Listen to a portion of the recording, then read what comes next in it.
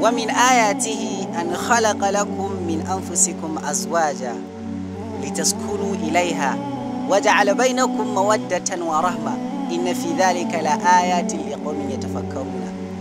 Mutanen da ke da tintintini suke da fahimtar ayoyin Ubangiji kadai su ne za su gane daga cikin alamomin ayoyin Allah maɗaukakin sarki, sai ya halasce ku kuma daga gare ku nan ya halasta muku mataye waɗanda za ku samu nutsuwa, ku samu ɗebe kewa daga gare su, kuma sai ya lullube wannan zamantakewar taku da mawadda, ita ce ƙauna wa rahma da kuma jinƙai.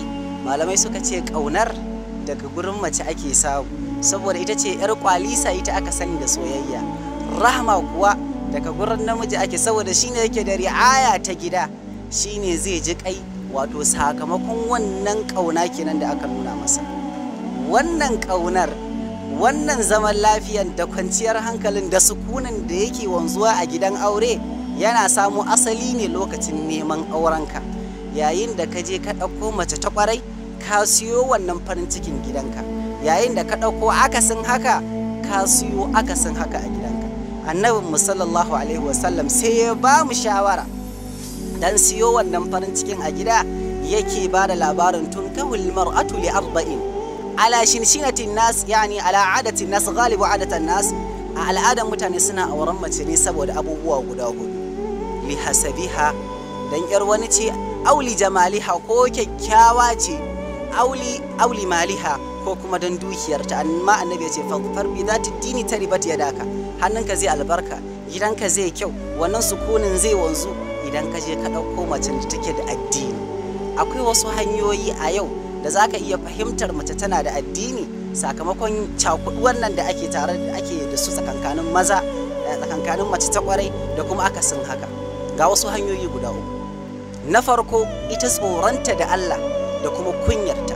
Tsoronta da Allah zai taimake ta kada ta saba a Allah, kunyarta za ta taimake ta gurin ta nisanta kanta da mu'amaloli da mazan banza, ko kuma yawan mu'amala ma da maza, ko kuma yawan mu'amala ma da wasu 'yan ta'addan ƙawaye. Na biyu shine waɗanne durkoki ne a gidansu, yayyanta ne, a ƙannanta ne, sai ka fahimci su ko wa'annan da suke kula da gidan kamulallu ne na ƙwarai ne, to ina baka shawara ka je ka nemi ƙanwarsu ko 'yarsu ko 'yar gidansu, saboda akwai wanda suke gadinta, suke shiryar da ita akan ta zama ta ƙwarai. Na ƙarshe shi ne ƙawaye.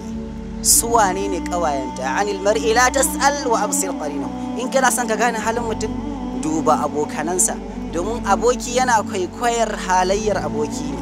Muna fatan Allah maɗaukakin sarki ya hore mana mataye na ƙwarai, Allah ya wanzar da farin ciki a gidanmu, ya ba mu zuri'a tayyiba, Allah ya ƙarawa waɗanda kuma suke da iyali zaman lafiya. Assalamu alaikum.